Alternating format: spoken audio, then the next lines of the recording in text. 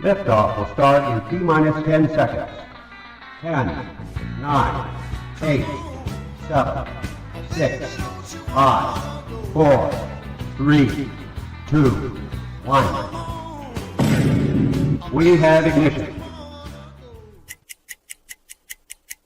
It's time! Seconds from game 7 or from championship number 6. Jordan, open, Chicago with the lead! Behind the screen, Harper got a piece of it, it comes off. The Chicago Bulls have won their 6th NBA championship. Tying run at second, 2 out, Palmero over the head of Jenks. Uribe charges, throws, out! And the White Sox have won the World Series. To the far side around the 8-yard line to Hester. Under it, and to the middle of the 15, to the 20, breaks free of the 25, to the 30, to the outside, 40, midfield, 40, 30 to the coast, 20, 15, Hester 5.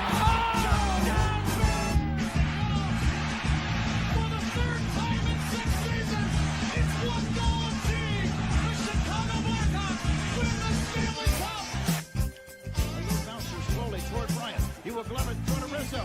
It's in time, and the Chicago Cubs win the World Series.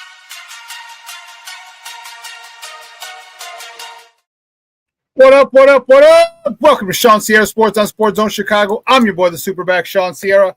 Thanks for tuning in. If you're watching us on Facebook Live, well, then I guess you found us on Facebook. And if you're not following us on Facebook, what? Come on, go to Facebook, type in Sports Zone Chicago, click the like button, and now you're following Sports Zone Chicago. Simple. Wait, there's more. Go to YouTube, go to our YouTube page. And if you're watching us on our YouTube page, excellent. And if you're not subscribed to our YouTube page, for real, come on, guys, go to YouTube, type in Sports Zone Chicago, click the subscribe button, but also click the notification button. That's the little bell next to it. That'll let you know anytime a show from Sports Zone Chicago is going live. Get it? Got it? Good. Now, you can also tweet the show. Tweet us at Sports Zone Shy. That's CHI at Sports Zone Shy. Now, if you want to follow me, just me personally online. Want to know what I did? Let me tell you what I did. I made it nice and easy for you folks. Nice and easy. One handle for Facebook, Twitter, Instagram, Snapchat, and TikTok. All one handle at the Shawn Sierra. Listen, we got a great show, but I need you to get interactive. So whatever platform you're watching us on, whether it's Facebook or it's our YouTube channel, leave a question or comment on that platform. It'll come up here in the thread. We'll put it up on the screen. We'll incorporate it into the show. And that, my peoples, what makes this the best morning Chicago sports talk show around, and that's you. So bring them all, baby. Questions, comments, smart-ass remarks, because ain't nobody scared over here. Like The Rock said, baby, don't sing it. Just bring it. Let's check out the chat a little bit right here.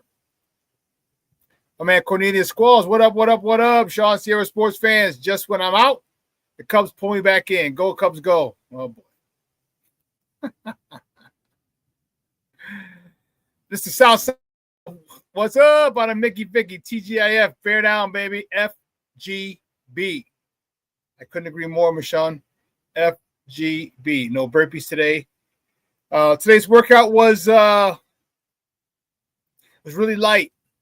It's really light. Like I said, I think the guy who puts together our programming, he did that on purpose because the Chicago Marathon is on Sunday, and so a lot of CrossFitters.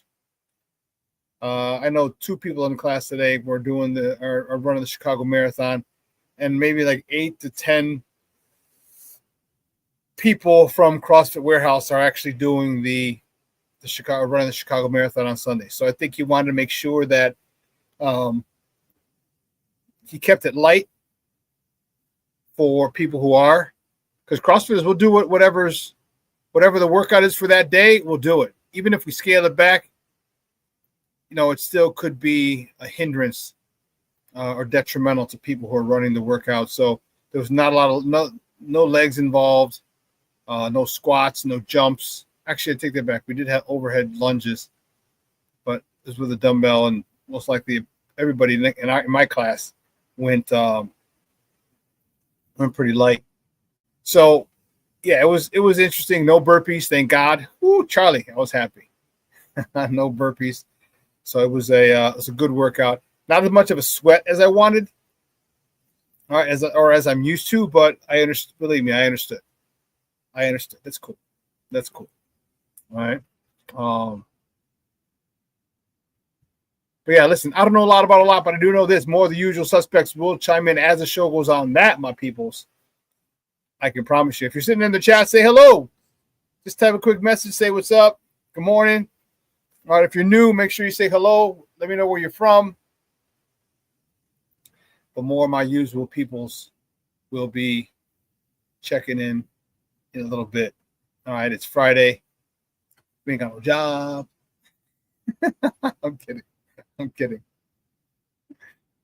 Oh, man.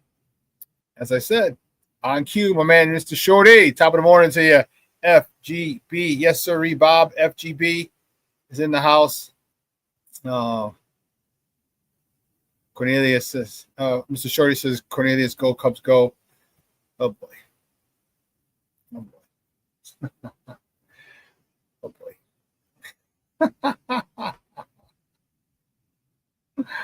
Oh, man. Listen, we got a good show. I'm excited. We have a new guest today from Windy City Gridiron. His name is Dr. Donald, and I am not kidding when I say this, Gooch. The Gooch, Dr. Donald Gooch. He teaches at Stephen F. Austin. He's a professor. All right. He's gonna join us at 10 o'clock. We're talking Bears. There's a lot to talk. All right, a lot to talk regarding the Bears. So Donald Gooch, Dr. Donald Gooch. Man, you're gonna make me feel dumb. Dr. Donald Gooch. He's a professor of poli-sci at Stephen F. Austin, and he writes for Windy City Gridiron. So we're going to welcome him here on the show. You know, the way we know how, with all the love we have, and I look forward to you guys welcoming him with open arms. He's associate professor of poli-sci, Stephen F. Austin pre-law advisor. He's a Stephen F. Austin pre-law advisor. Stephen F. Austin State University. You know, that's one of the schools we could have played back in the day when I was in college at Holy Cross, because they're a 1AA school as well. Or now it's called FCS, not FBS, FCS. That's one of the teams that we could have played in my first 3 years, but for whatever reason, our stupid conference wouldn't allow us to partake in the 1AA playoffs. Stephen F. Austin was good back in the day. Youngstown State and Jim Tressel, the Youngstown State Penguins. That would have been a nice matchup. Georgia Southern, they had some good teams back in the day. Furman. These are all teams that were 1AA, that were perennially in the playoffs, that I would have loved to have played, because we had a bomb squad, man. My freshman year, I just contributed on special teams most of the time. Sophomore year, got a little bit more time, predominantly on special teams. But my junior year, I was at one of the key. I was a big contributor. In my senior year, we had a new coach, and that was just crazy. I don't want to talk about that. But anyway, we couldn't go to the 1AA playoffs, and as I said, Stephen F. Austin was one of the schools that was in the 1AA playoffs consistently back then. So, but that's going to be Dr. Donald Gooch. He's coming on at 10 o'clock to talk Bears. We have a lot of other stuff to talk. We got Cubs. Woo, Charlie. Tell you, getting right at the hot time. Getting hot. Did I say getting right at the hot time? Getting hot at the right time. All right. Michael Bush is hot. Seiya Suzuki is hot. And dare I say it, is Kyle Tucker back? Ooh, I don't know. PCA had a big hit on Wednesday. A big 2-run single on Wednesday to put it up to 4, to extend the lead to 4-0. Are they getting right at the hot time? Are they getting hot at the right time? I just said it reverse again. And remember what I said. Remember what conversation we had a couple weeks ago. If the Cubs get hot at the right time, they are a dangerous, dangerous team. So we're going to talk Cubs, Brewers, Game 5, win or go home today. Okay, that's a lot. Then we had a lot on the docket last night. We had the Bulls at home in action and preseason action yesterday, hosting the Cavaliers. It was a home and home series. They played Cleveland a couple days prior in Cleveland. They came back home yesterday to play the Cavaliers. We're going to talk about that. And then old-time hockey. 2 of the original 6 franchises squared off yesterday in Beantown. The Blackhawks were in Boston. Wicked Pissa over there. They parked the car in Harvard Yard. Took on the Boston Bruins yesterday or last night. We're going to talk about that. So we have a lot of sports to talk. I have some sad news. We have a little bit of a downer, so we'll talk about that as well. Angel Reese just can't stay out of the news. It's not a bad thing. It's not this is not a bad thing. It's a cool thing for her. And I know some people have an issue with all the things that she does off the court. Some people have an issue with a lot of things she does on the court.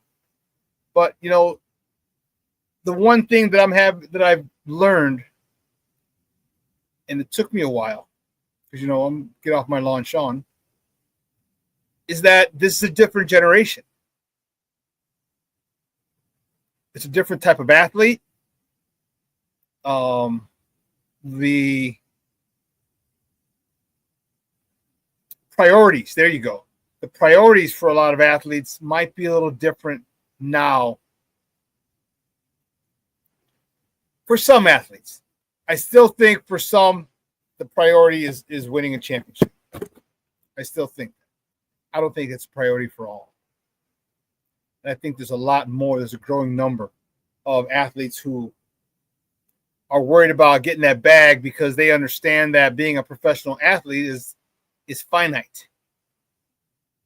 Okay, and they want to take advantage of the moment, however many years that is, 1, 2, 5, 7, 10, if you're fortunate enough, 15, 20.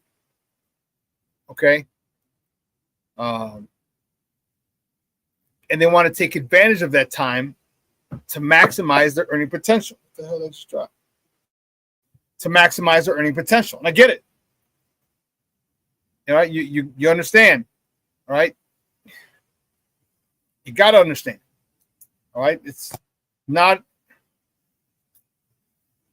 the contracts. Most players aren't going to make 6, 7 figures a year, at least 6. The most pro athletes make most. WNBA, not so much. But anyway, they may not be able to make 6 figures a year. So what they want to do is maximize the earning potential now. Stack it now. So if when your playing career is over, okay, if you're still able to command endorsements to get you into the 6 figures for not doing a lot of work, well, good for you. Okay? But if you can't, well, at least you will have stacked enough money to live comfortably, if not the rest of your life, a good portion of your life. Okay?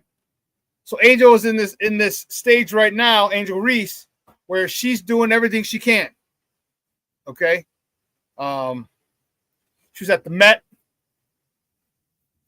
Gala last year. She was at the Met Gala this year. And she was playing 24 hours after she was at the Met Gala this year. All right, people were questioning her commitment to the game. Then she goes out and gets a double-double.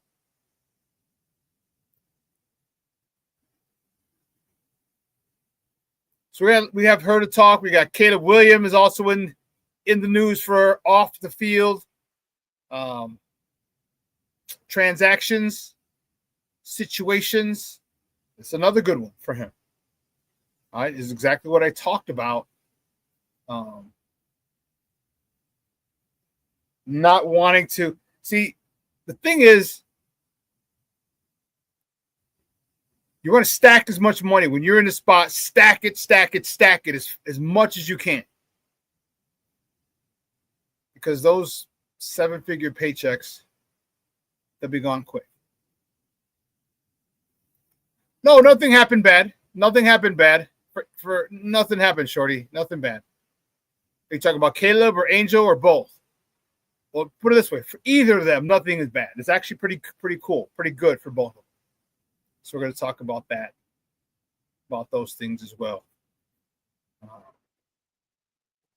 Yeah, and I'm happy for him. I really am. I really am. Then of course we got Bears to talk at 10 o'clock. You're talking about Caleb. Yeah, no, nothing bad happened to Caleb. He's actually something pretty cool. Pretty cool.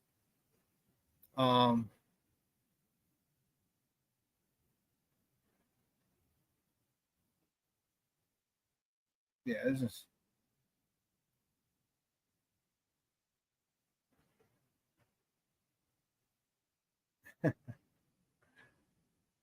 This is. So today's show is going to be fun. Let me tell you. Today's show is going to be fun. I'm looking forward to it. And yeah, I'm looking forward to talking to you guys, because believe it or not, I look forward to talking to you guys 3 days a week. I really do. It is it's therapy. All right, but I just love talking sports with you guys. I really do. All right, so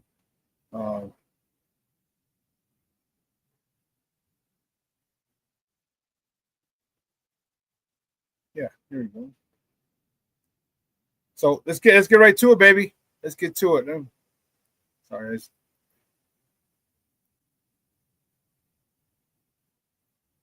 see. Here we go.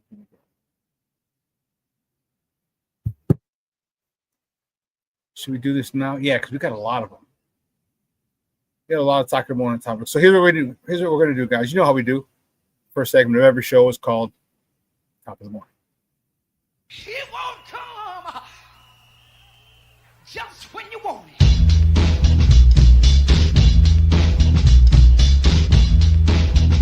Top of the morning to you. Top of the morning to you.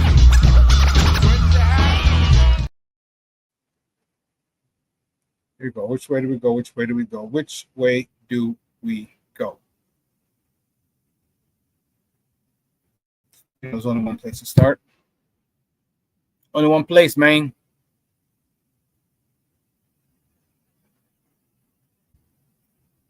Bam. Cubs. The Cubs on the brink of elimination again.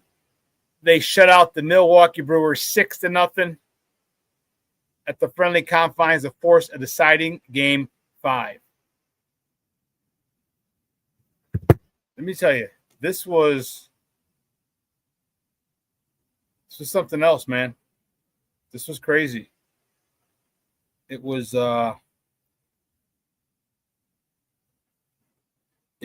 nuts. I don't even know what to tell you. Imagine if you were at Wrigley, man, you had a phenomenal game that you chose to go to. Matthew Boyd was on the bump. He got a no decision. He went 4 2/3, 2 hits, 3 walks, 6 punch outs. Ian Happ. You see, he's 1 for 5 with a homer, his second of the postseason, driving in 3 RBIs, his second, third, and fourth of the postseason. King Tuck, I told you, man, he had a base. He was 2 for 3, had a base hit and a home run, his first of the postseason, driving in his first RBI in the postseason. Michael Busch stayed hot as well. He was 1 for 4 with a homer, his 4th homer of the postseason, driving in his 4th RBI of the postseason. Michael Busch has been hot. Seiya's been hot. Kyle Tucker, 2 hits last night, been hot. Uh-oh, watch out now. Watch out now. Watch out now. Watch out now. My man, Armando Emeterio, Lara Jr. checking in. What's up, Papa? Thank you for tuning in, bro. Appreciate it. Love you, man. He's checking in. So, the next top of the morning topic. The series deciding game. The rubber match of the National League Division Series. Game 5 is Saturday, tomorrow in Milwaukee. All right, first pitch.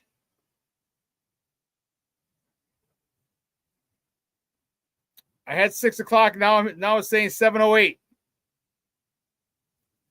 That's crazy. You better make up the damn minds. Make up your damn minds, people. Time's the game tomorrow. Because they haven't given us. So I've had a couple of different start times. I got 7:08. I had 6:30. So I don't even know. Truth be told, I don't know what time the game starts.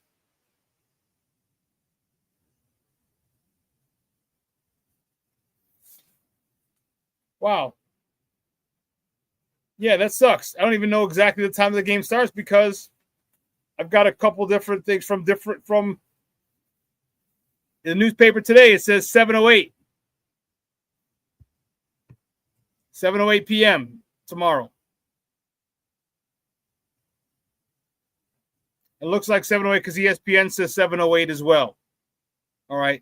So two of the publications say the same thing. So first pitch is 7:08 p.m. on TBS and True TV, or you can listen to it on their flagship station, 670 a.m. It's going to be rocking up in Milwaukee. And what I heard, Milwaukee started doing the Trashville thing, not allowing people, Ticketmaster was not allowing people with Illinois zip codes to purchase tickets for that game, which I think is bullshit. I think it's complete bullshit. I thought it was bullshit when Nashville did it and the Predators years ago when the Hawks were going down there and beating their ass. I think it's pretty shitty here. And I understand you want Milwaukee fans, but hey, the fact of the matter is that Chicago fans should be able to purchase tickets. It's a free country. It's a free country. And to prohibit that is bullshit. You know I'm not a Cub fan, but I think it's called a spade. That's just wrong. You know, because here's what they can do. Like if you have your season tickets and you sell them to somebody and they follow the transaction and it's a Chicago fan, a Cubs fan, a lot of times teams may not sell you season tickets anymore, which I think is bullshit. So your season tickets, you can do what you want with them. You want to sell them and make money? Fine. Season tickets are not cheap. If you can recoup some of that, and some people want to, cool. Some people buy sports tickets, season tickets, just to make money. Just like you, professional teams make money by selling tickets and all the crazy concessions and parking, and you're trying to make money. So are the people who are buying and consuming your product. So don't be jagbags and do that type of shit. Don't be jagbags.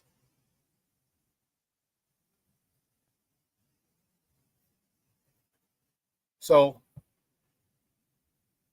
yeah. I don't know who the probables are. We don't know. Let us know a little later.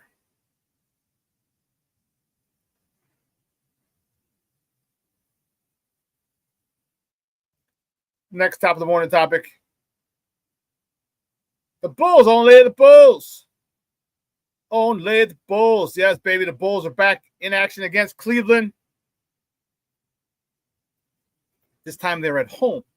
And the Bulls beat the Cavaliers 119-112. Josh Giddey, 14 points, 7 rebounds, 6 assists in the affair. Javon Carter, 14 points to help out. Zach Collins. Yo, Zach Collins. First of all, Zach looks like he trimmed down and got a lot more nimble. He got a lot more nimble, a lot more fluid. 13 points, 8 rebounds. Looking good. James Ford checking in. What's up, Papa? Good morning, my man. Appreciate you tuning in. Zach Collins. Is he taking over for Gooch? I don't know. We'll see. What's the last top of the morning topic before we go to break? In this one, we stay with the Bulls. The Bulls host the Milwaukee Bucks at the United Center on Sunday. Tip-off is at 6 p.m. Central. You can catch that game on Chicago Sports Network or listen to it on their flagship station, 670 a.m. So what we're going to do is we're going to take a quick break. All right. On the other side of the break, we'll continue with top of the morning topics, but I have to get the warden off the CrossFit. So I need to do that. So keep it locked right here, folks. We got some more good conversations, good topics on the other side. Don't go anywhere. Keep it locked right here. Shawn Sierra Sports on Sports Zone Chicago.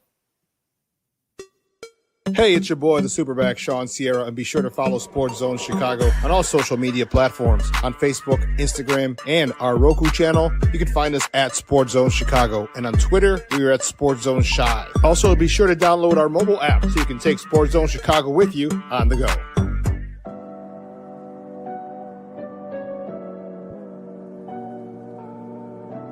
How do you take care of your mind health?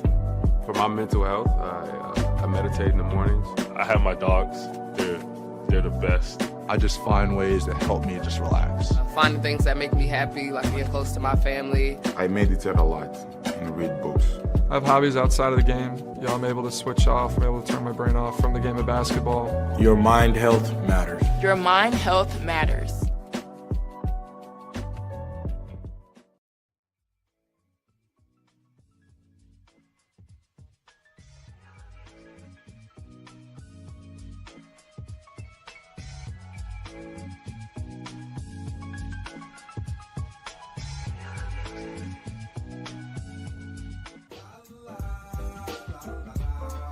It's a romance sport. What? It's a romance sport like that. Your Marine Corps' way of life is to defend the American way of life.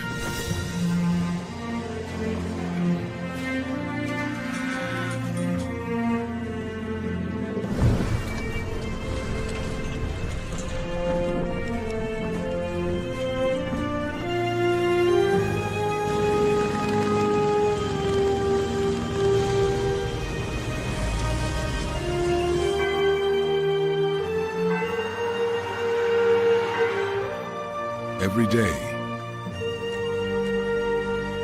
no matter where we serve, we take a stand for our nation, for each other, for us all. The few, the proud, the Marines.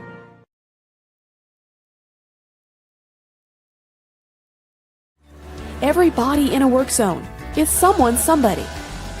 This is my mom. She works for KDOT. This is my dad.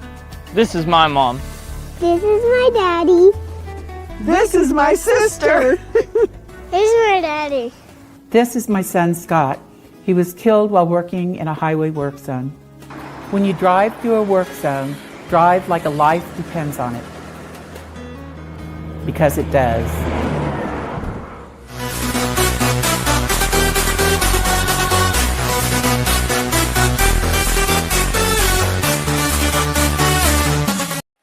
For 35 in their head-to-head battle. A swing and a drive, deep right field. It's got a chance. Gone. 3-run homer. Ian Happ. It's a pitch up and in his wheelhouse, and he hammers his ball. Line drive rocket to the bleachers in right, and you can't get to the count on Yelich with men at second and third and one down. The pitch. Swing and miss. Strike three. At times, and Shaw pokes this into center for a base hit. They're waving around Kelly. And the Cubs extend their lead. An RBI single for Shaw. Kyle Tucker will lead things off. Fly ball, deep left center. This ball's got a chance. Gone. Kyle Tucker with a home run. Cubs lead 5-0. That is a huge swing of the bat for the Chicago Cubs, and an even bigger swing of the bat for Kyle Tucker. Welcome back to Shawn Sierra Sports on Sports Zone Chicago. Those are the Northsiders yesterday at Wrigley, extending the season at least one more game, forcing a deciding Game 5 in the American League Division Series. This video is courtesy, those clips courtesy of TBS. Let's see, where were we at? Where were we at? Finished with the Bulls. Here's our next top of the morning topic. The Blackhawks, baby. Here come the Hawks, the mighty Blackhawks. The Blackhawks lose to the Boston wicked piss out of the Boston Bruins 4-3 in overtime. Arvid Soderblom, he stopped 29 of 33 shots. Connor Bedard lit the lamp for the first time. He had a goal and assist, his first of each in the preseason. Burakovsky, he had a goal and assist as well. First of the preseason for each of them for him. And Crevier scored the other goal for the Blackhawks. The Blackhawks, the next top of the morning topic, the Blackhawks host the Canadiens tomorrow at the United Center. Puck drop is at 6 p.m. Central.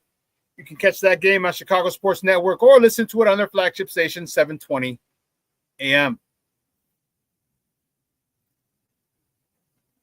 I got to get to a Blackhawks game this year.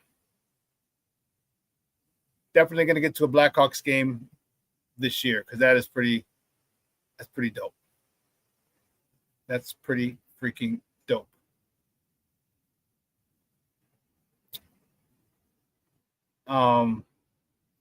Next top of the morning topic. This is interesting. As we talked about in the beginning, Angel Reese. Angel Reese will be walking down the runway. She'll walk down the runway on Wednesday, I believe, for the Victoria's Secret's fashion show. The first time a professional athlete will make their way down the aisle for Victoria's Secret.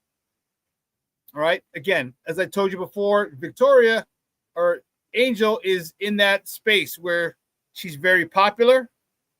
One, she's very attractive. Two, she's very good at basketball. Okay. And it has opened up a lot of opportunities for her off the court. She makes way more money off the court and endorsements than she does on the court. So she will be walking. She'll be one of the Angels. And she's perfect model height. She's 6'3" for a girl. Wow. Long legs. Again, beautiful young lady. And she's parlaying her beauty, her athletic success and talents into a lot of other things. And I ain't mad at her. I ain't mad at her. How can you be? You know what I mean? How can you be? It's strike while the iron is hot. Strike while the iron is hot because these opportunities aren't going to be here forever.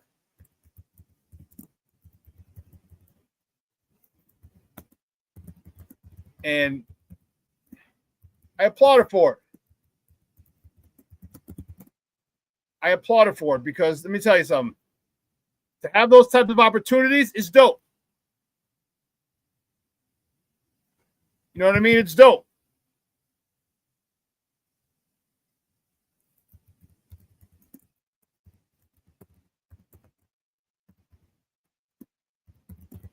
So good for her. I'm fired up. It's going to be dope. I don't know if I'll watch it, but hey, I'm happy for her. More power to her. Make money while you can. Make money.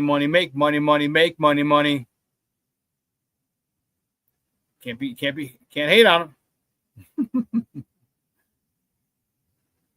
And so, oh, my man, King Booker World checking in. What's up, Papa? How are you?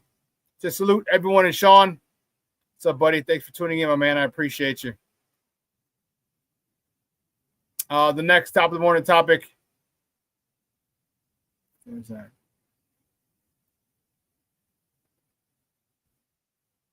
Here. Caleb Williams. Caleb Williams has become part owner of the Boston Legacy Football Club of the National Women's Soccer League. He's part owner. He's an investor in it now. And I'll tell you what, this is what I was talking to you guys about. Other opportunities off the field. He's part owner of the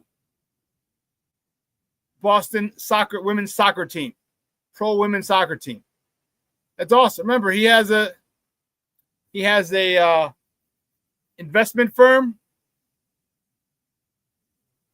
that's going to get that he's dabbling in a whole bunch of different investments and things like that off the court. And I ain't mad at him.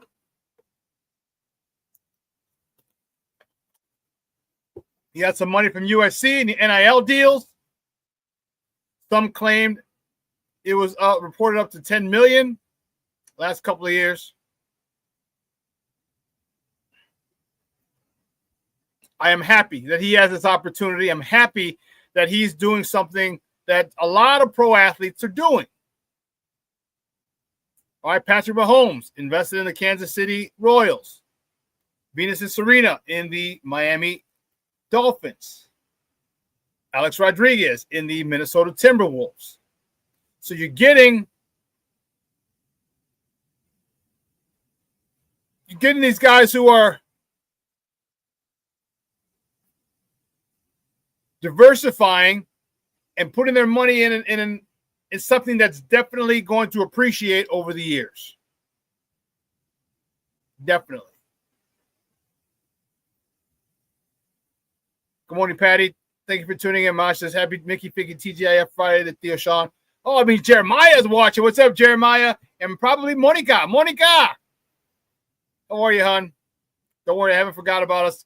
Me taking you out to dinner. Monica's my niece. That's Junior and Patty's daughter. Yeah. Still going to take her out to dinner just because I miss them. Don't worry, I haven't forgot. Junior says she quit on basketball this year. I don't think she did. I think she was frustrated. But she was still getting double doubles. I mean, when you average double double, you can't say you quit on a team. Can't.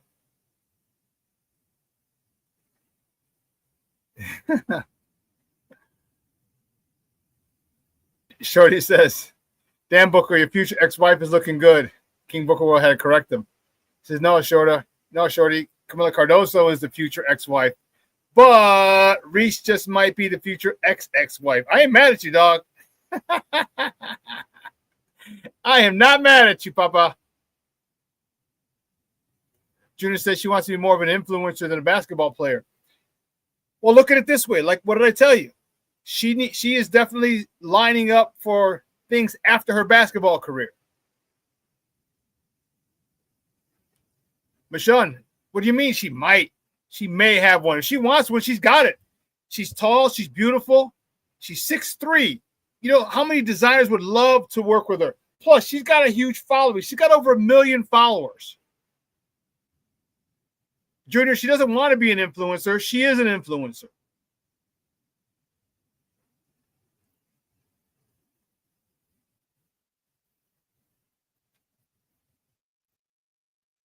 Junior's like, she set out the last game, and the next day she's at Canelo Crawford, no problem.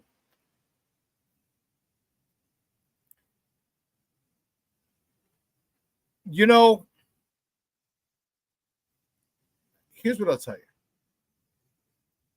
The things that are going on with the Chicago Sky behind the scenes are horrible. Horrible. The leadership. Think of all the former Sky players who are in the playoffs. Kalia Copper. All right. Damn, who's the guy's daughter He played for the Montreal Expos. Oh, goodness. Oh, even Courtney Vandersloot left and came back. Who played for the Montreal Expos, and his daughter played for them, and now she's in a commercial too. The Shields, the Lionel DeShields' daughter, the Shields. There's a lot of former Sky players in the playoffs making noise. Bro, it is a shit show. It is a shit show. Yeah. Yeah. Dude, we'll have Jason on. Jason will talk about it because Jason been covering this guy. And Jason, when he's been on, he's talked about it. All the things going on in the background. I mean, we couldn't get any free agents. People left because of the fact that they're practicing in the Berto Center.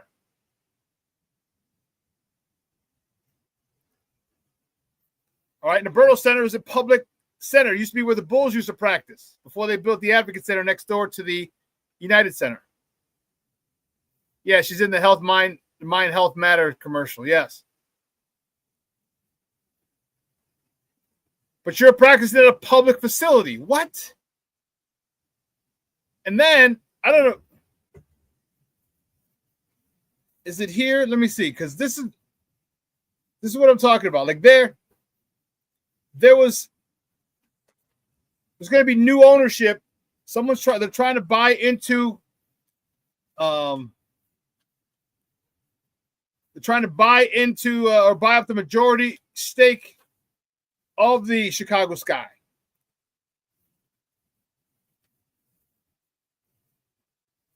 No, shoot. Because the players have complained. Players have complained big time. And when your players aren't happy,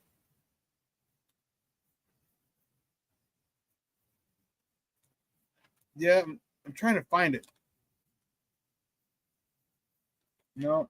And you know now that I'm trying to find it, I'm not going to be able to find it. So, ni modo, eh?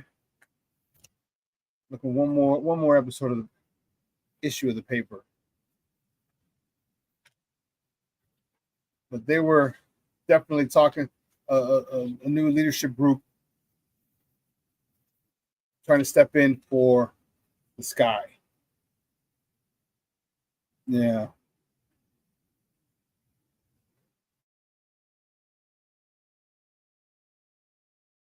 Yep. There's an article from yesterday's paper finals. Guard grew into a franchise player in her 7 years with the Sky. Now she's reaching new heights with the Phoenix Mercury. Yeah. And I know they lost. They're losing to the Las Vegas Aces. It doesn't stop Kalia Copper from being a badass. Badass. And it's just unfortunate. It's unfortunate.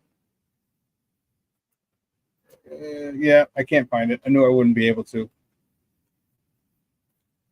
But it's a shit show. It's a shit show with the Chicago Sky. Favoritism.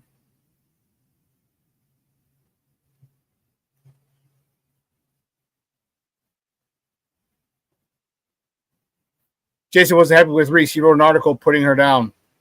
Yeah. When she started talking about her teammates, Jason said she was wrong and a bad teammate to do that. Well, she could, but also let me ask you this. How many of them are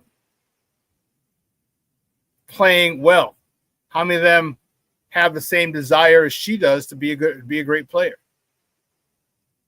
See, when people, and I agree, I wouldn't talk about my teammates in public either. But when you're stuck with, when you want to win and you get crappy teammates who may not care, I don't know. Again, I wouldn't go public with it, but hey, oh man, Black Diamond checking in. What's up, Papa? It says top of the morning, gang. FGB, Papa. Appreciate you. So, yeah. Anyway, a little somber, sad news. Sad, sad news. Former Loyola super fan, Sister Jean. Man, we remember her from the 2018 run to the Final Four for Loyola. She passed away yesterday at the age of 106. You know, she was born in 1919. My grandmother was born in 1918. Wow, that means my grandma would have been 107 years old this year if she was still around. She passed away, and she stole the hearts of college basketball fans across the country. It didn't matter if you went to Loyola or rooted for Loyola. You just enjoyed her around. She was always positive, and the players, the whole staff loved her. Players loved her. Fans loved her. And she passed away yesterday at the age of 106. She will be greatly missed. Rest in peace, Sister Jean. And that's a bit of a bummer. That's a bit of a bummer.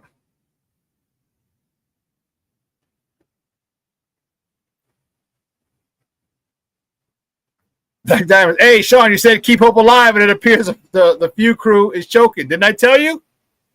Didn't I tell you?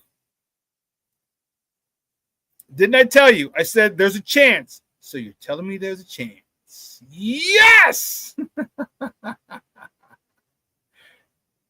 Black Diamond, you're checking in right now. And what I said earlier was, look, you got Seiya Suzuki, who's hot. You have Michael Bush, who is hot. King Tuck with a base hit and a home run yesterday. Is he coming out of it? Is he getting hot now? Is he getting hot at the right time? PCA had that big 2-out single yesterday or 2 days ago to extend the lead. Are they coming out of that little funk they were in? Because if they are, the Dodgers got a Mickey-Ficky problem. The Dodgers got a Mickey-Ficky problem. Because they'll handle the Brewers tomorrow. They will handle the Brewers tomorrow because all the pressure's on the Brewers. All the pressure's on the Brewers. You're the number 1 seed. You had the best record in baseball. You won the division. You took the first 2 games of the series. You can't come back and lose it. There's only been 7 teams to do that. You don't want to be number 8.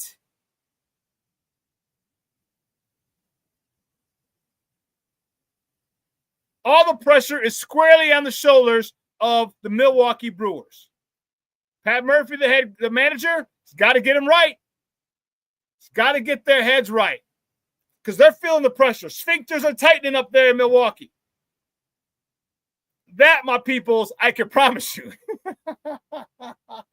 Sphincters are tightening up in Milwaukee in that clubhouse. Because they shut them down yesterday. Cue up Public Enemy.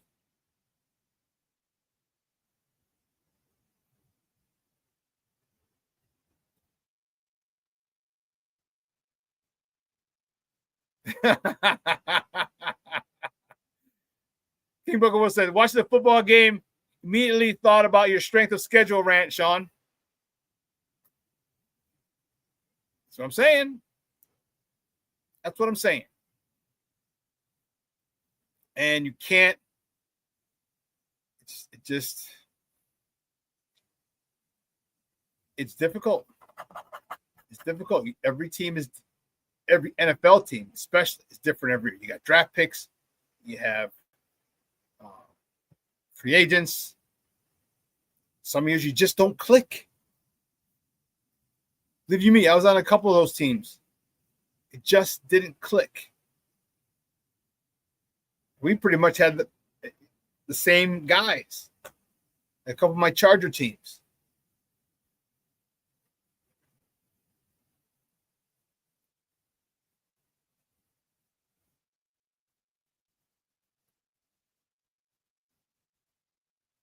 I'm glad you saw it. I'm glad it came to fruition to show you what I was talking about, to back up exactly what it is that I was saying.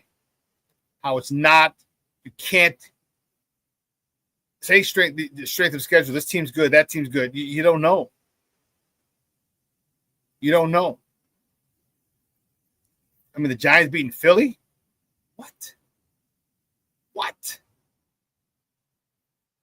It's crazy.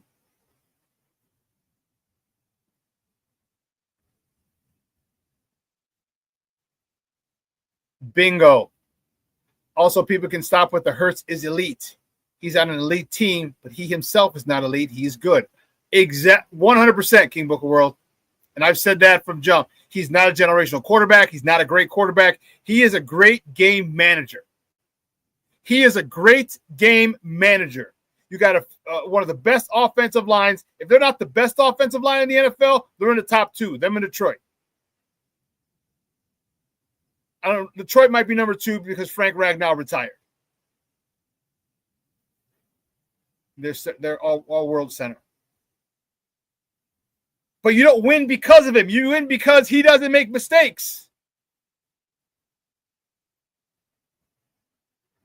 You turn around and hand it off to one of the best running backs in the game. Great offensive line. You got great receivers, great tight end, great defense. And it's okay. It's okay that he's not great. He's not a top tier quarterback. Because you know what he cares about? Rings. And he's got one now. So you can talk all that shit. You can talk all that shit about he's not this or he's better than someone's better than Jalen Hurts. This guy's better than Jalen Hurts. But guess what Jalen Hurts has? Jalen Hurts has a Super Bowl ring. And he's got a great marketing team for off the field. Remember, we were just talking about Angel Reese and Caleb Williams, what they're doing off the field, off the field, off the court. And he's got a great marketing team that gets him endorsements. I'm sure he's got a lot of endorsements. If Jay Grizz checks in, we'll ask Jay Grizz if he sees endorsements of Jalen Hurts in and around Philly. Man, we were just talking about you, Baba. My man Rick Gonzalez in the house. What's up, Baba? He said, good morning, Shawn. FGB. FGB to you too, sir. Thank you for tuning in, Baba. I appreciate it. Yeah, but Shawn, they have an elite running back. Yes. But this is all part of a great team. It doesn't matter if you're an elite running back. You can't win by yourself. He didn't do it in New York. So they put him on a great team. They got a great offensive line. They have great receivers. They add him and add in a quarterback who doesn't make mistakes.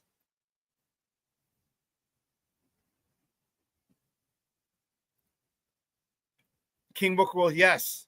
Why does it have to be one extreme or the other? So something happened in the sports world where being good is now a negative.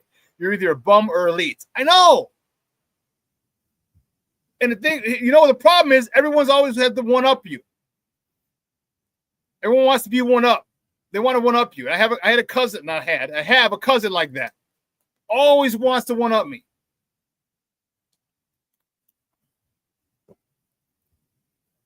So you can't say this guy's good. Yeah, but this guy's better. I'm not talking about him. I'm talking about the guy I'm talking about. My cousin would do that all the time, and I never realized it, but a couple people said, man, your cousin's jealous of you. I'm like, what? Because any time all of my stories, I'd say, he would always add, but, and then add something on. Like, no, the story ends there, you know, or he'd say, yeah, but this was even better. That was, and nowadays, everyone wants to say, oh, that guy's good, but this guy's better. It's interesting why people do that. It's interesting why people feel the need to one-up you. You know what I mean? It just very interesting. Levette Lee checking in. What's up, Mama? How are you? Thank you for tuning in.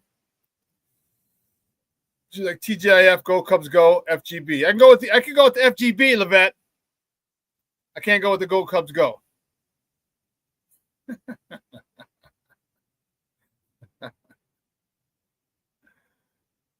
But yeah, why people have to try and one up you? You know, because people, you know, you say Jalen Hurts is good. Yeah, but I'd rather have such and such. Really? Why can't people understand that situations make or break people? We've talked about this before. If the Bears had drafted Patrick Mahomes, would he be Patrick Mahomes that we know today? Hell no. Because they didn't have a plan in place, which is why they screwed up Mitch, which is why they screwed up Justin. You've got to have a good scenario, a place where they can develop these players. And if they develop to be just good, and that's all you need from your quarterback, perfect. Which is exactly what the Eagles have. They have a great team. And isn't that what you want? A great team. I don't know. You can't be a good player or a very good player in any sport, otherwise you're a bum. Like you said, King Book of World, it's either you're a bum or you're a goat. And everyone they throw that term around far too freely. Oh, he's a goat. He's a goat. Everyone can't be a goat. You can't. Everybody can't be a goat. Hate to break that to you. Now, if you say you're one of the goats, no problem. Don't call everyone a goat because they have one good year. That's another thing that bugs the hell out of me. You get people, they have one good year, they have one good game, a half a season, 6 games, 8 games. Oh, he's a goat. Not even on a full season yet. The hyperbole which we deal with now in sports is ridiculous. Ridiculous. But I'm glad you saw King Booker World. I'm glad you correlated my strength of schedule rant to the game yesterday. That was good stuff. That was good stuff. Well, listen, we got to take a quick break. On the other side of the break, we're going to welcome the doctor. Dr. Donald Gooch. That's what I'm talking about. We got all Bears, baby. I'm fired up about it. I'm really fired up about this Monday. The revenge game. Who said it? Revenge game coming. Someone just said that in the chat. Who was it? Black Diamond. Black Diamond said, and Shawn, revenge game incoming. I agree. Because if you remember the clip I played the other day from Tyreek Stevenson, you can tell that young man has grown.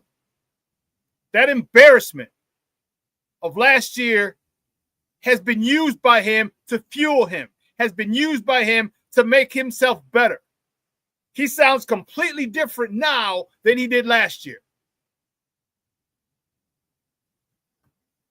Completely different. He's still full of confidence. He's just not braggadocious. He's just now cocky. He's confident, very confident in his skills. He's not cocky anymore because that shit humbled him big time. On that note, man, Dr. Donald Gooch on the other side of the break. So don't go anywhere, folks. Keep it locked right here. Shawn Sierra Sports on Sports Zone Chicago. Hey, it's your boy, the SuperBack, Shawn Sierra, and be sure to follow Sports Zone Chicago on all social media platforms, on Facebook, Instagram, and our Roku channel. You can find us at Sports Zone Chicago, and on Twitter, we are at Sports Zone Shy. Also, be sure to download our mobile app so you can take Sports Zone Chicago with you on the go.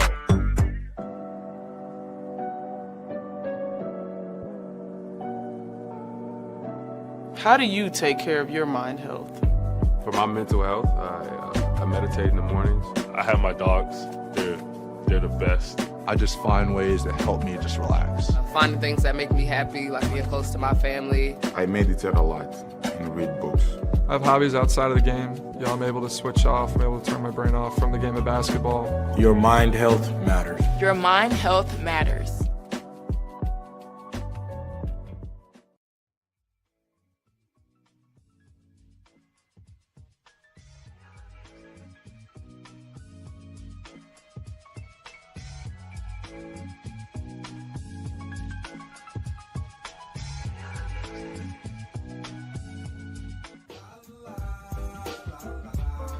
It's a romance sport. What? It's a romance sport like that. Your Marine Corps' way of life is to defend the American way of life.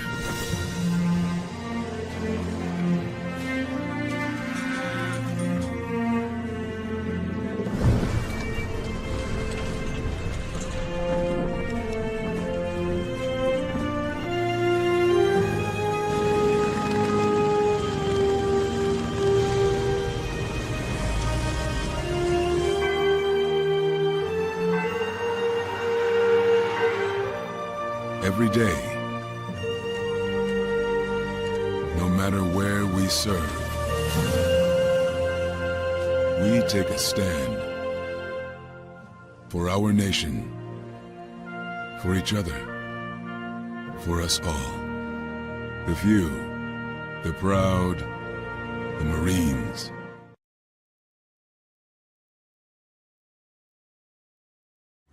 Everybody in a work zone is someone somebody. This is my mom. She works for KDOT. This is my dad. This is my mom. This is my daddy. This is my sister. This is my daddy. This is my son, Scott. He was killed while working in a highway work zone. When you drive through a work zone, drive like a life depends on it. Because it does.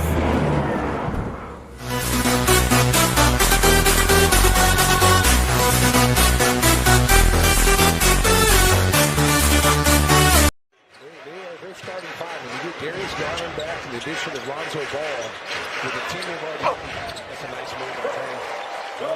Two or three positions, which is important. Here's Patrick Williams right now. He can play some four and some three. Here's Giddy creating his own. Right over Dean Wade that time. Tough shot. Some organized. Terry taking a look. Down to 2. 1 on the clock. Giddy. Oh, my goodness. Oh, baby. Flashbacks of Los Angeles. Oh, Elizabeth. I'm coming, Elizabeth. Oh, he just threw it up there. Watch. There's no time left. He just catch throws. Whoop. Josh Giddy, I tell you, man, he's made some incredible shots. Cowbell. We'll be more cowbell. We just need a triangle. We can get Adam on the triangle. Yes. Adam can sing too. Here's Miller up ahead for the Dogs. Welcome back to Shawn Sierra Sports on Sports Zone Chicago. Those clips courtesy of Chicago Sports Network. Those were the Bullies on the west side, baby. They had the house rocking, and I love it. I know it's preseason. I know.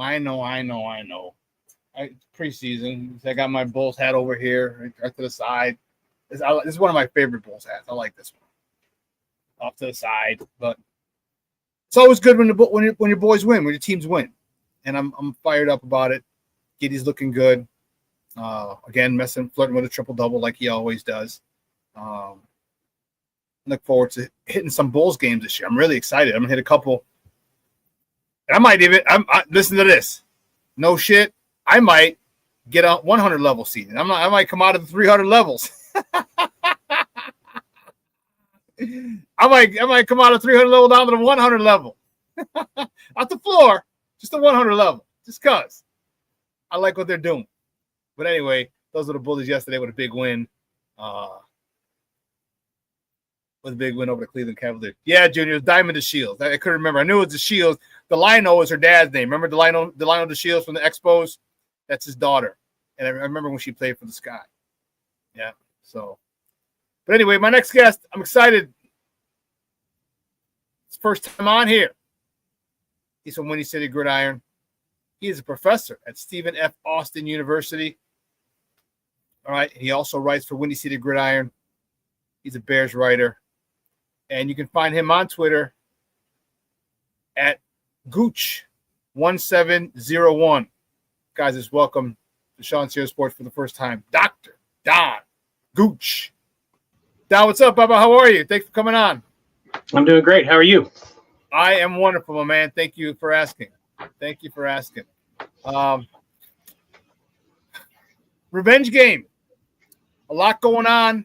We're coming off the bye. We had an extra day because it is on Monday Night Football, the only game in town. And your thoughts. How different is it this year as opposed to last year?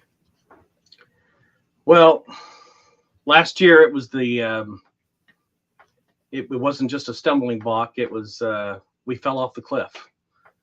We didn't know it. We thought we thought Caleb had led us back to an amazing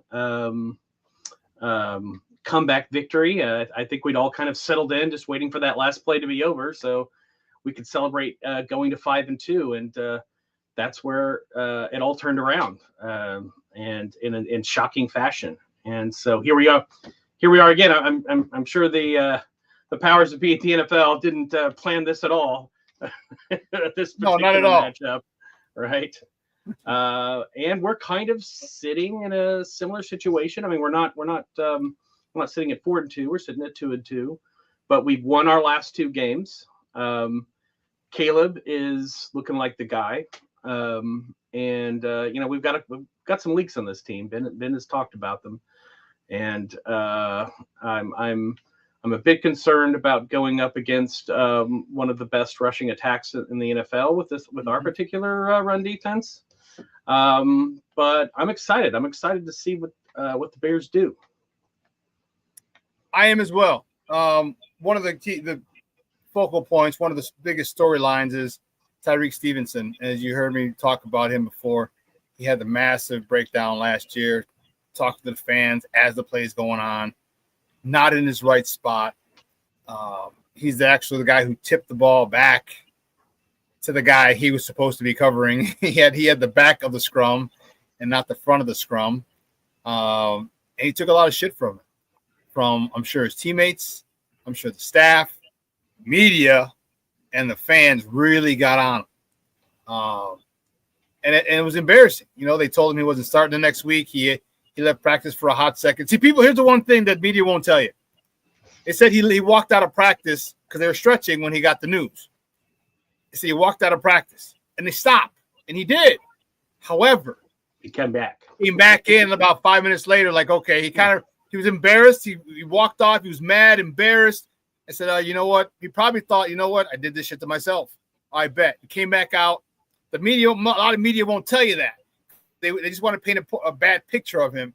But now, if you've seen him, his conversation with Byard and Byard's podcast Intercepted, he owns it like a grown ass Mickey Ficky man. He owns it, and he did not shy away from it at all. Talk to me about the maturity you've seen from Tyrique Stevenson from that interview, as opposed to the youngster we saw last year.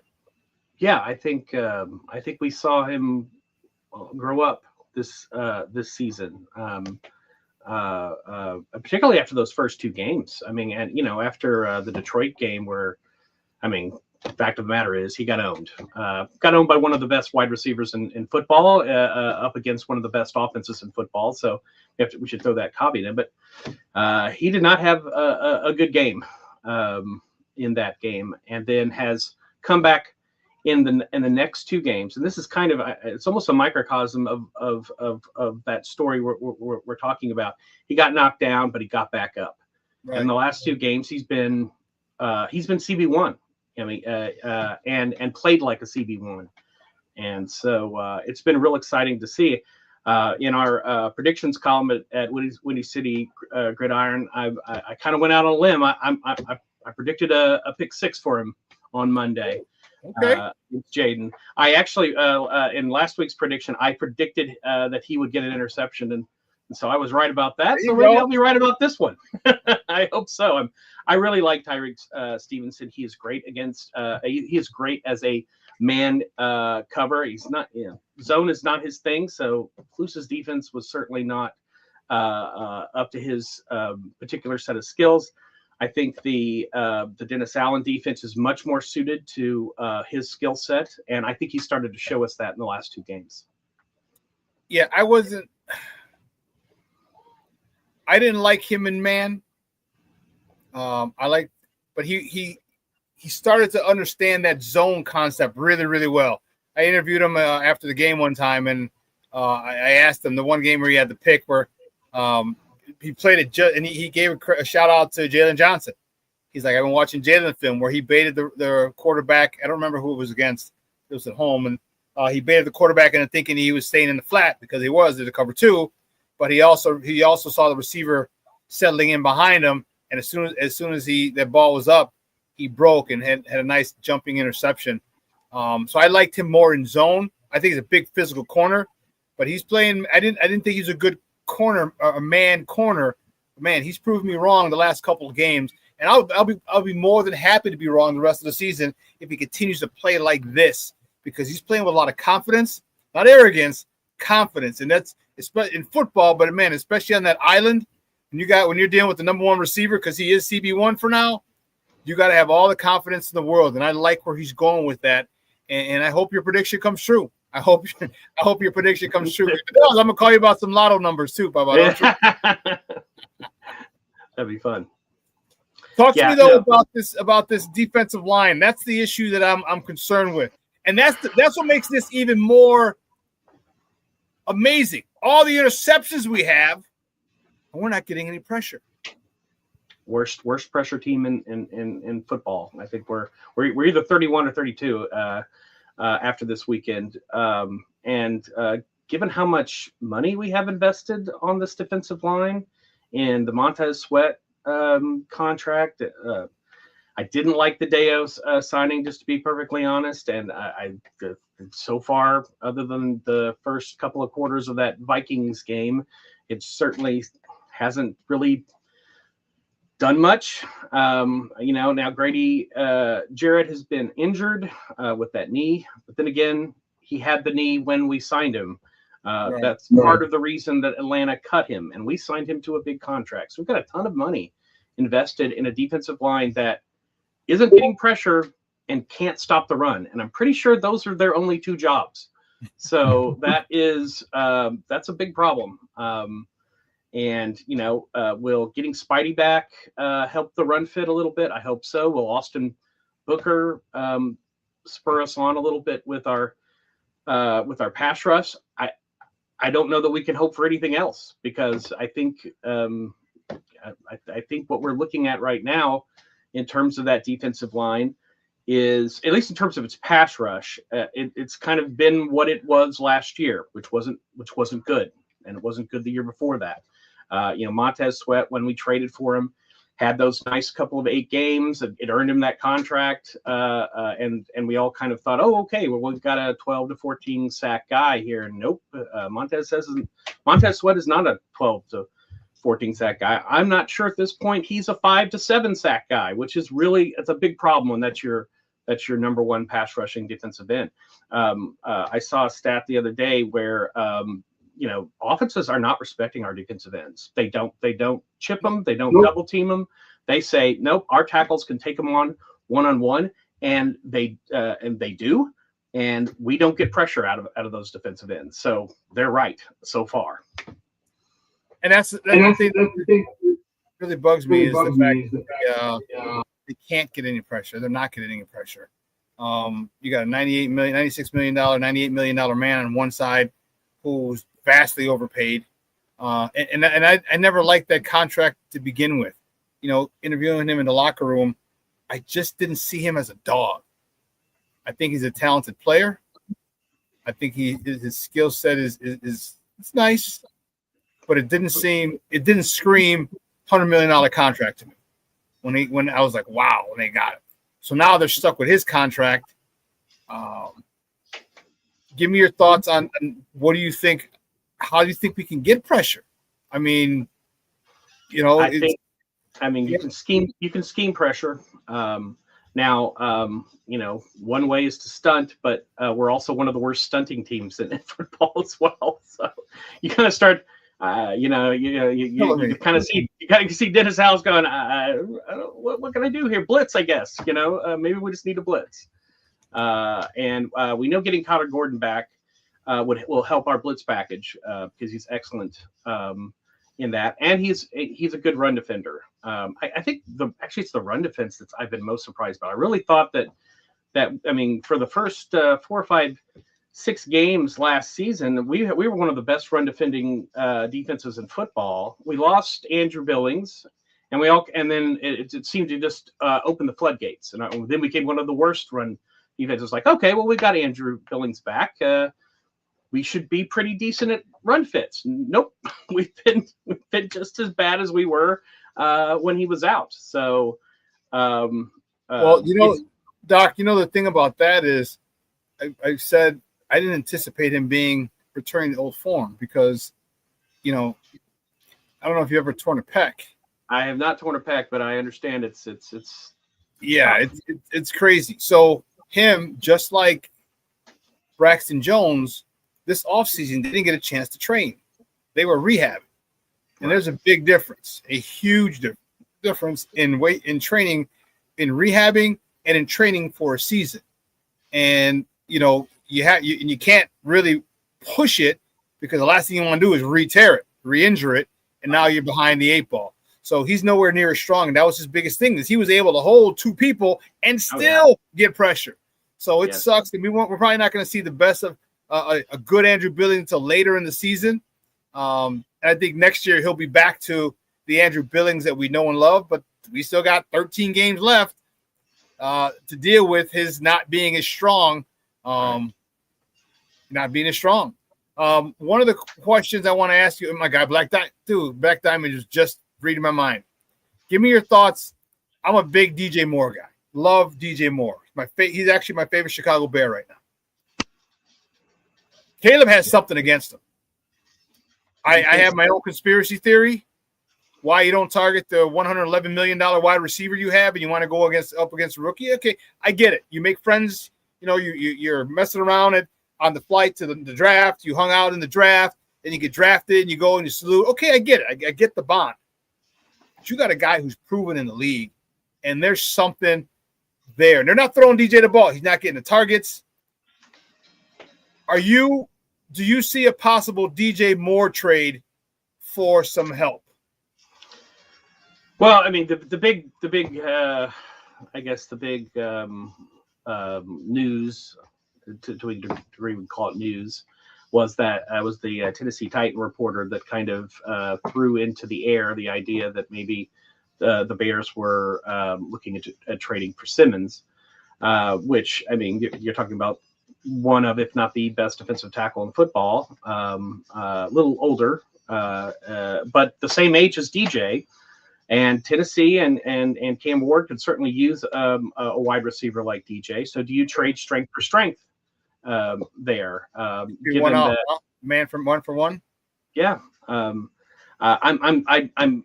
very reluctant to trade weapons, and a weapon like DJ Moore is dynamic.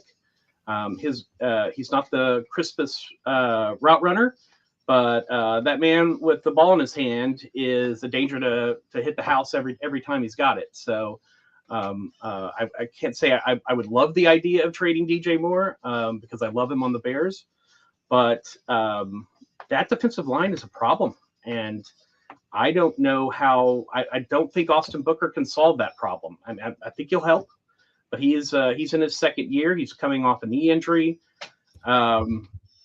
How much can we really expect him to do coming onto this defense? And and this is really something we have to hang on polls. I mean, I'm a big poll supporter. I'm not a polls critic for the most part, but his structuring of this defensive line, the contracts that he's paid out, they don't make sense to me. I don't understand why he's paid as much for the people that he's acquired. Older players or in the case of Deo, just a player that never, I mean, despite having, certainly some measurables that you like, he didn't perform in Indianapolis, but you gave him a contract like he did. And so now we're kind of stuck with these big contracts to players that aren't very good. I mean, I don't know if you watched the New York game last night, but watching, Brian Burns and Carter and that amazing defense. I mean, I think they've got 5 defensive linemen that are head and shoulders better than our best defensive linemen. That's a tough thing to kind of accept as a Bears fan who loves defense. Yeah, it is. And so I'm really concerned with that because you're right. Washington has one of the better running games. The youngster was a 7th round pick, 5th round, 6th round pick. He's really in his bag. He's really feeling himself right now. The offensive line. The thing about them is they're getting really good run fits. That offensive line, and we're not getting good run fits on defense. No. And I think that's going to really help Jaden Daniels. That helps any quarterback when you get a great run game. It helps. So now we're gonna have to run blitz, stop this run game, and make them 1 dimensional. And if we can, then we got to deal with Jaden Daniels, who I think is one of the up and coming stars in the league. Him and Caleb, obviously same draft class, so it's going to be a tough matchup. But let's go to the other side of the ball. Caleb Williams, give me your thoughts on him going into this game. He had a couple of nice games the last 2 games. this kid is just full of confidence. And the one thing that I talked about confidence is you can be full confident about what you think you can do. But there's nothing like true confidence is when you actually do it. He's brought us back to win a couple of games, with the DeAndre Swift touchdown run.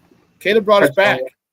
Yeah, and so I'm really, really excited about where he can go. Talk to me about Caleb and what you see in that young man right now. The story I like to tell about Caleb is it was a few years ago. It was just a random Friday night. I turned on a college football game. It was a USC game, and I'm watching this kid run around behind that line and do things that I saw Pat Mahomes did. And I'm sitting there going, why can't the Bears ever get a guy like this? And a few years later, the dream comes true. We get him. And are there some leaks in the game? Yes.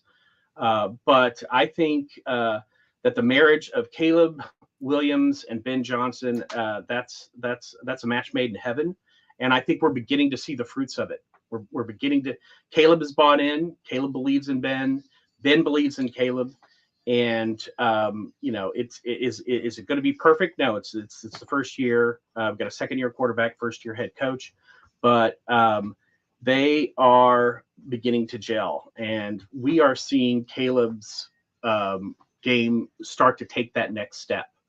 And I think maybe oh my gosh, I tell you, if the national media, the story they wanted to tell about Caleb, get another Bears plus quarterback, and why did the Bears take him first overall? It was every moment in the off season, despite the fact I don't think he had he had one of the better rookie campaigns for a first overall pick. When you're the first overall pick, you tend not to end up on a particularly good team. And we were not a good team last year. But he had a pretty good rookie season, and he is building on that. While his completion percentage is sort of similar to where it was last year, his deep ball accuracy is up. And of course they've given the weapons, and when they protect him, he can carve up a defense. When they don't protect him, he can use his dynamic abilities. He can create. So even as in the Vegas game, when you've got Max Crosby literally trying to win the game all by himself for Las Vegas, he was still able to make plays, and particularly in the second half, to give the Bears a chance to win. Yeah, he's doing really good. I was really impressed with his rookie season, and by those numbers, those are okay numbers. Great for a rookie in a situation that he had. That's the thing that people don't understand. This is why you can't just go by the numbers. Because you're 3,500 yards. All right, a lot of guys get 3,500 yards. It's not a big deal. But dealing into the dysfunction that he had to deal with, all right, the lack of coaching, and that's why I was actually about to put it up before this. Coaching matters, man. Hashtag wise guy once said that. Hashtag coaching matters, and that's the thing is, he's got a good coach. He's got a really good coach, and I see this guy really, really taken off. They helped them with the offensive line, the front three, although they've been having some issues. Like, what the hell's up with? They paid a lot of money to have some leaks up the middle, guys, and well, offensive line has to play together. I mean, I was an offensive lineman in high school, and you've got to play together. You've got to get those reps in, and the way the NFL is these days in terms of the rules about practice. You need your offensive line to stay healthy, and you need them they need to start stacking games where they play. I mean, just look at Jonah Jackson. I mean, first game, he looks terrible. You're like going, oh my gosh, right? I mean, what have we done here? We got another right guard signing that's going to be awful. But he has improved over the course of those games. You're seeing that offensive line, I think, start to come together. Not so much on the run side of things, but in terms of pass protection. And I think the run game will come. They got to stick with it. Gooch, they got to stick with it. Yes, they got to do it. And Ben will. I mean, Ben's offense is built around the running game. I mean, everybody kind of thinks he's this Air Coryell kind of guy, and he's not. That is not his offense. His offense is built through the run. And having a dynamic run game then leads to the play action pass, which then leads to those big pass plays that he's known for. I tell you, continuing on talking about Ben, the one thing I didn't know about Ben, I mean, because we saw, I mean, he was leading that Detroit offensive attack, the creativity. We knew he had that in him. What I didn't know is what kind of a football coach he was. And what we've started to see what kind of football coach he is. And that is a leader of men. That is a leader of men that we've got, not just an offensive genius, not just the math whiz. He is a leader of men. I mean, when you saw that good, better, best after that win and saw those guys with him, I was like, that's our football coach. We got him. Yeah, I think I don't like that, and I don't like that thing. It sounds a little corny, but he built it, and they ride around it. That better, best. There's a lot of other ones that we've heard and probably used in our playing days, sure. But it works with them. It works for them, and they rally around it. And I agree. And I think the one thing about it is that you show how smart you are when you hire people smarter than you. And him bringing in Dennis Allen is huge. All right. And I know that the defense was giving up an issue, but him not having to worry about that defensive side of the ball, all right, for the most part. All right. I know he gets frustrated when they getting gashed, but you got having someone to draw experience whose experience you can draw off of and say, all right, or he just to have no he's there. Like, hey, listen, don't do that. Try this. Should I, Dennis, what should I call it? Timeout here. What are you thinking? Not that he needs it all the time, but if he does, he has that resource. And I think, and then let's not forget Eric sleeping with Bieniemy. Got him as an offensive coach that you could bounce plays off of. All right, yeah. Dan Rochard, another great offensive line coach, and then Chicago's very own Antoine Randall L. as a wide receiver. Some young guys. It's such a great mix. His coaching staff. I was really impressed with that over the offseason. He said, look, I don't want to just bring in all my friends. I want to have, he wants to have that sort of coaching staff of rivals where he can get different ideas and then bring those together into a game plan. And I really don't think it's a scheme problem on our defense. I think right now we've got a bit of a talent problem on the defensive line, and we've had some injury problems. And I did not like seeing Jaquan Brisker show up on the injury list. I'm still not sure what's going on there. Last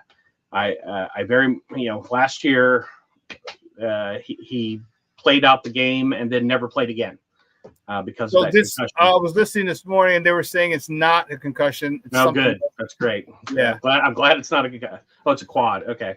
Well, yeah. So here's for those of you guys, here's the injury report from yesterday, Brisker. But here's the thing. Does this surprise you? There's so many. Dude, you're coming off a bye. Right. How the hell is Grady Jarrett, his knee? How the hell is Kyle Monungai, his thigh? Darnell Wright. I mean, this all had to happen in the game because you're coming off a bye. Yeah, well, we knew Wright had the elbow injury because he couldn't go last game. Right. And Jarrett's been bothered by that knee since the offseason. So I guess those are continuing injuries. But, yeah, I mean, as far as I know, Brisker got out of that game injury-free, and then suddenly, just when we're getting back Kyler Gordon, now we're losing a person on the safety side of things. We haven't had that defensive backfield healthy yet, and we're not going to see JJ. We may not see JJ the rest of the season. Frankly. I don't think so either. I don't think that either. I know they're not saying that, but yeah. I think it might be a season-ending injury, and that's going to suck. Yeah. Talk about this running game. This running game, they haven't been able to. They haven't been able to pop. All right. One of the issues I feel is that Ben has gone away from it far too often. Another issue is he hasn't used Kyle Monungai as much. All right. And I don't care what you tell me, you don't lead the Big Ten in rushing, and then the following season be the second leading rusher in the Big Ten and not have some skills. I equated him as kind of like an Ashton Genty without speed. Hasn't fumbled since high school. I don't even think he fumbled in high school. It might be 8 years since he fumbled the ball. Knock on wood. Yeah, knock on wood. I just think that run game, talk to me about how important that is in getting those guys, getting it going. Because I like Kyle Monungai. I really, and after watching his tape when we drafted him, I'm like, okay, this guy can do something. We're not putting him in the Hall of Fame. I'm not making him an All-Pro or a Pro Bowler, but this guy can still do something. You don't have to be an All-Pro to have an effect. We were talking about that earlier today. Either you're a bum or you're a superstar. Right. You can't just be in the middle. No one accepts that an above-average player. And I think Kyle Monangai could be an above-average running back in this league. Well, he's looked. He's had limited touches, and I've been just as surprised as you have that he hasn't featured more in that running attack, particularly on the inside zone runs. I mean, look, a stiff breeze knocks over DeAndre Swift. The guy's fast as all get out.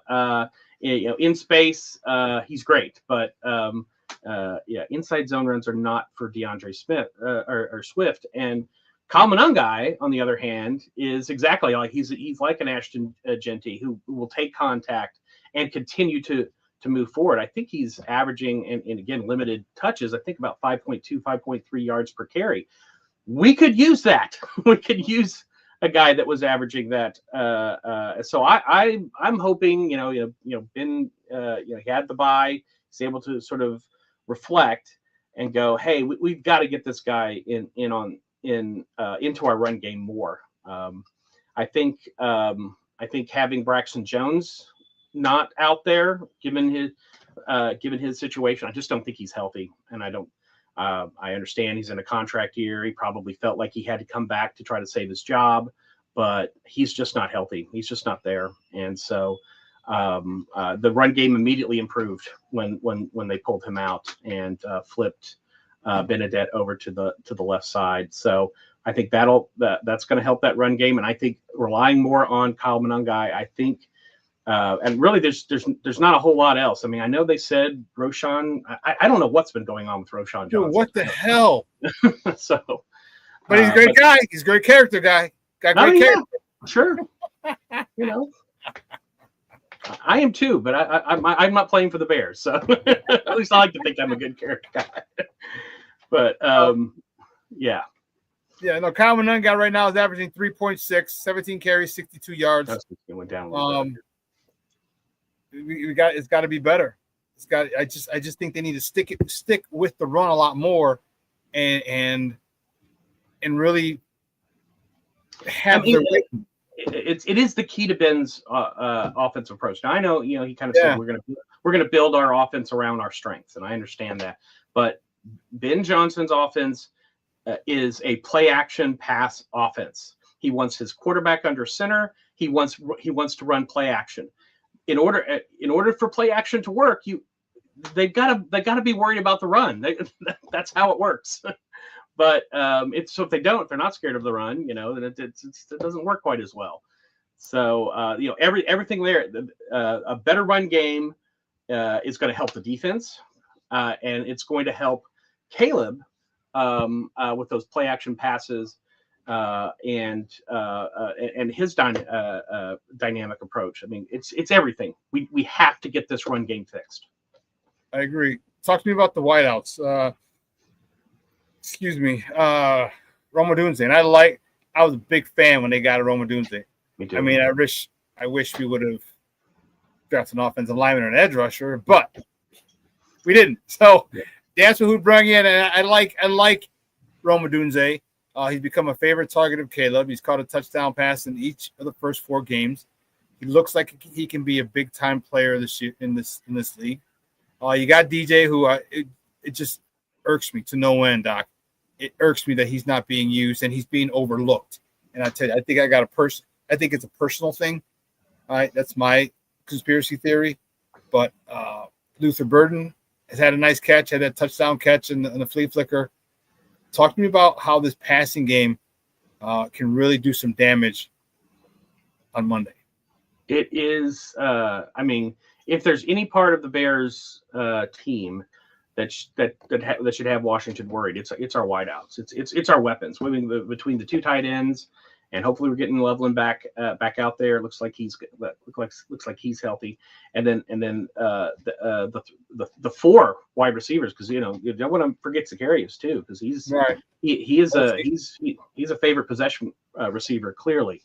So, I mean, is it a personal thing, or is it just a function of having too many mouths to feed? I don't know, or kind of is it a scheme question? We've only got a few games here, but DJ, you got to get DJ Moore the ball. You got to get him the ball and space, and he will create. That is what DJ Moore does. I haven't really liked them playing him at running back, but God okay. no, Yeah, God no.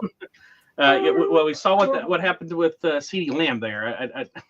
I'd rather not see him in the back row. I'd rather see him down the field catching the ball in space and then creating like he can, like we know he can. So yeah, if they get a running back, Doc, he better be coming out of the backfield doing some wheel routes, doing some angle routes on a linebacker to get away. That's the only reason I want to see him in the backfield, so you can get everybody on the field and really and get a mismatch. Just handing the ball off to him. It's stupid. It's stupid. I cannot. You're going to get that dude hurt. He's not a running back. He doesn't need to be taking hits from linebackers and defensive linemen. All right, let him deal with the DBs he's mostly bigger than, and let him deal with that, not those big boys. Yeah, I completely agree. Yeah. Ben Johnson, I know he wasn't here last year. No, he wasn't part of that Fail Mary. All right, but he's heard about it. He knows about it. How do you think he goes into this game? What do you think his approach is going into this game? It's a big game in that coming off a bye, you have time. You have time to self-scout. You have time to change course if necessary, make all the adjustments, and you have an extra day. How do you think Ben Johnson does coaching on Monday? Well, I mean, he knows it's a big game. It's one of those things where you don't want to overhype the game. You kind of want to take that next game. We're going to play 17. This is one of the 17 that we're playing, but he understands. He knows what the narrative is going to be, and he knows that. I mean, there were a lot of players that he has right now that were on that team last year that basically quit after that game. We can say whatever. I mean, they quit. And you don't want that. You do not want a repeat of that. So, what's the messaging? I mean, I imagine it's the consistent messaging he's brought to them. We've won the last 2 games. Let's go build on that success. That said, if he can pull off the victory, because I mean, I think the line at some point, I don't know what the line is today, but it's like 5 points, which I thought was ridiculous. I don't think it should be that high, even though it is a home game for Washington. But if you could pull off a victory, great. But what I want to see out of the team is that win or lose, they are with Ben, and I think that's going to be the case. I really do. I think he's one of these coaches that can take a tough loss. I mean, look, Detroit put 52 on us. I mean, that could have been a point of failure. That could have been a point where the team was like, I guess we can't. I guess it's not our year again. But they've come back. They've rallied to Ben Johnson. I'm hoping we're going to see that football coach work for us on Monday night. Yeah, the line started opening at 4.5, and today's it's 4.5. It stayed at 4.5. So, okay. Yeah, we'll see how it is. They're underdog going on the road, and I understand it. So before we let you go, again, guys, we're on with Dr. Donald Gooch, Professor Stephen F. Austin University. He's a Bears writer for Windy City Gridiron, and we're talking Bears football here on ShawnSierraSports on Sports Zone Chicago.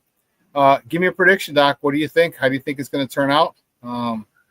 Well, I guess I should stick with the prediction that I put in our article, which I predicted 34-24 Bears. Which part of that was I am predicting a pick 6 for Tyreek Stevenson for Jane Daniels.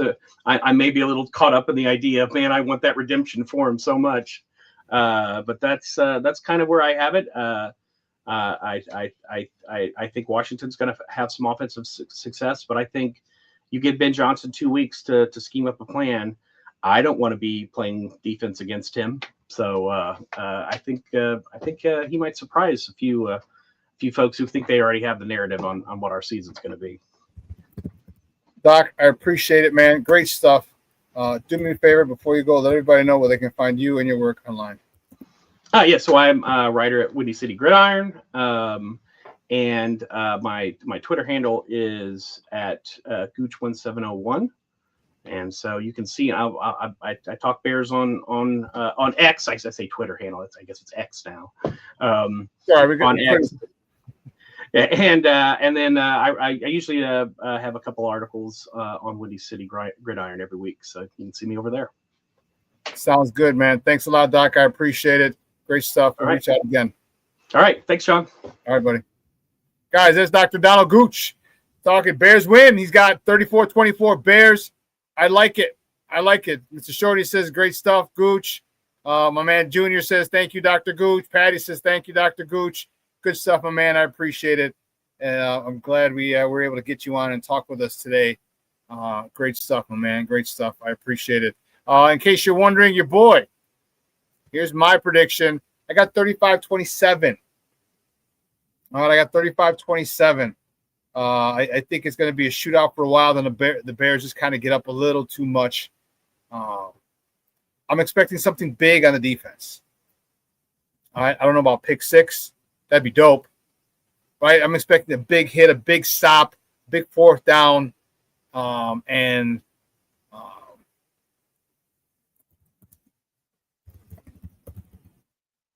big hit, big stop, big something that turns the tide. Yeah, I don't know. Michon, he means the Bears 30, Commandos -3.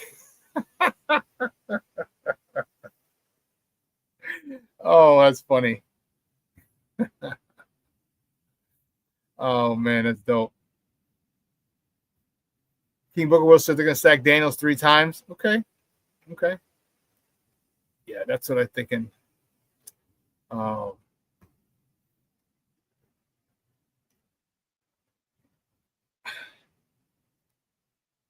really need this run game to get going.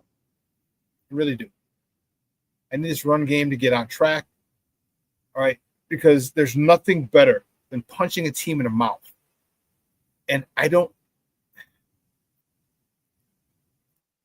see, we don't have, and here's the thing. I think that's going to change. We don't have them dogs on the offensive or defensive line. We don't got them dogs. Grady Jarrett's in his 10th year. It's kind of, I wouldn't say playing for a paycheck, but his best years are definitely behind him. I will say that. It doesn't mean he can't be a big-time contributor here. No, not at all. But his best years are behind him. We need a young dog, and that's where the Shamar Turner comes in that I'm hoping, okay, especially with the tutelage and the guidance of Grady Jarrett. I'd like to see him a little more. But that's the problem. We don't draft dogs. We don't draft just straight-up ballers, right? Because you're always worried about he's a great character. We want people who play, who have a good reputation, and it bugs the hell out of me. It bugs the hell out of me. Wow, really, King Booker World? King Booker World says Washington fans make me sick, and I'll put them in the FGB category. Really? Okay. Junior, you said Jenkins is sitting on the bench in Cleveland. You're talking about Tevin Jenkins? Is that who you're talking about?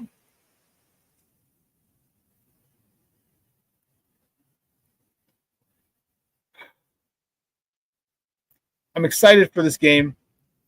I'm starting to see more and more growth from Caleb. I'm starting to see a comfort level every week, more and more comfort from Caleb. He's getting a lot more comfortable in this system. I think this offensive line is well, I'll be able to tell this week. I want to see them getting more familiar and comfortable playing next to each other, especially the middle three. Because if they do, man, I'll tell you what, Caleb can pick this Washington defense apart. Okay, he can pick it apart. I hope we get Colston Loveland back. That'll help big time.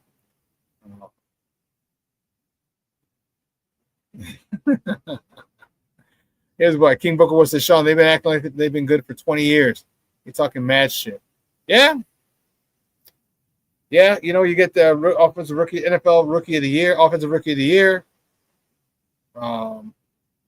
Did get to the NFC Championship game last year.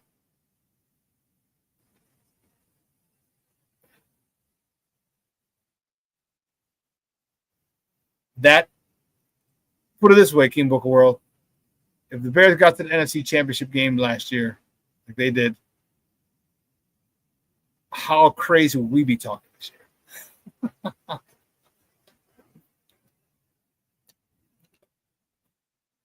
How crazy would we be acting? Get that Shingo. Shawn says, have you heard any trade about the Bears trading for a stud pass rusher? Rumors. King Booker said a lot of dominoes fell their way. Yeah, but you know what? Nobody asks about that. Nobody cares. Don't tell me how rocky the ocean is. Just bring the ship in. And they got to the NFC title game. Things fell, and you need luck. All right, in every championship season, you need luck. And they got lucky last year. They had a lot of things fall their way, like you said. You know.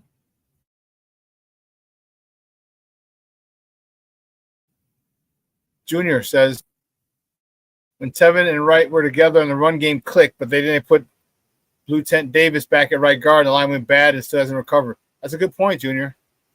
And Nate Davis, he was next to Darnell Wright. Wow. See, they would have to pay Tevin Jenkins. That was a good combo. That was a good side of the ball, Tevin and Darnell Wright. That was a good pairing. That was a good pairing. Yeah. Rick said, can Brisker, Gordon, and Jalen please be healthy at the same time, please? Always one or two of them are injured. FGB. I agree, man. The injury bug, it's unpredictable, and you just don't know.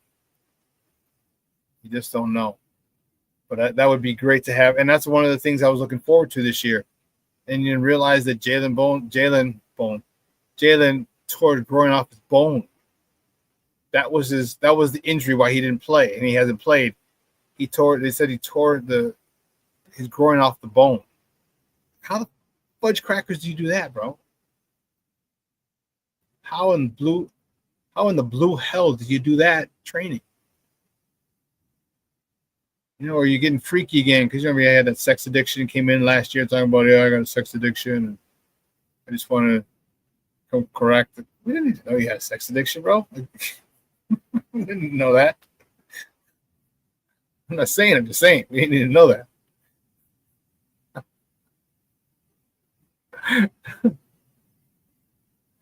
Oh man. But what are you guys thinking? Here, do me a favor. Give me some of your predictions, guys. You got a couple minutes left. Give me your predictions for the game. Put it in the chat.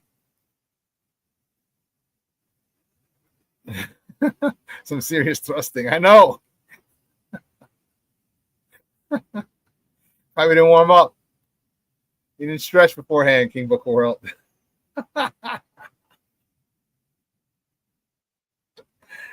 Oh man, you're a fool.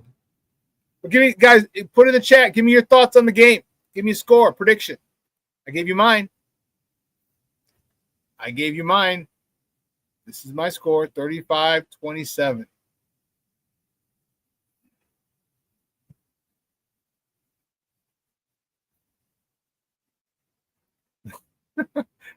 Black Diamond, Shawn, that was definitely an overshare. I know.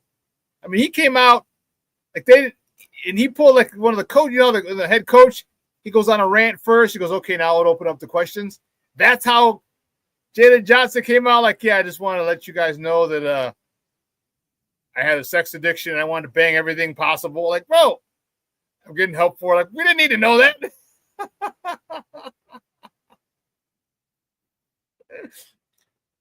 Keep your daughters and nieces away from me because you're going to get it. Like, stop it. What the heck?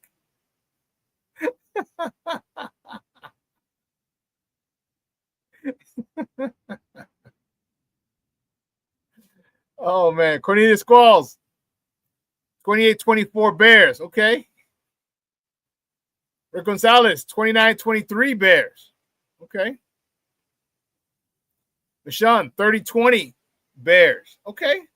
Okay. I just get so excited watching football.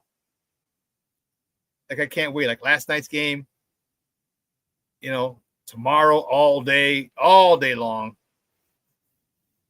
You know, and then Sunday.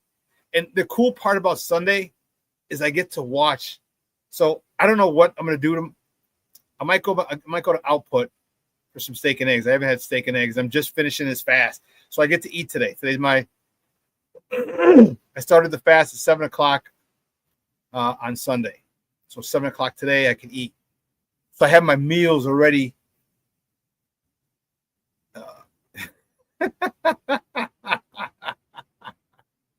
JJ was like, when I come over to your house, please tell your fish to stop swimming.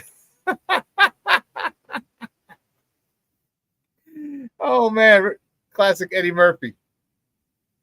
Hey, speaking of Eddie Murphy, his idol, Richard Pryor. So I get to eat tonight, but I'm planning out my meals.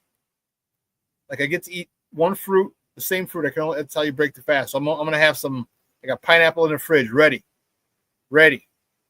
And tomorrow morning, I'm going to get up early. I'm going to have pineapple and watermelon. Then for breakfast, I'm going to have huevo con chorizo.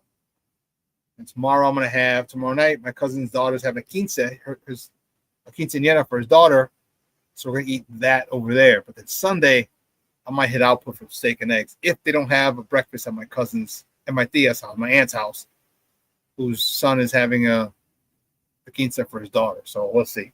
But I'm already looking forward toward meals. Man, and the thing about Sunday is you don't have to worry about rooting. Like, you don't have to get up at 12. You know what I mean? You don't have to. If you want to, you can get up later or whatever. And it's not pressing. It's not urgent.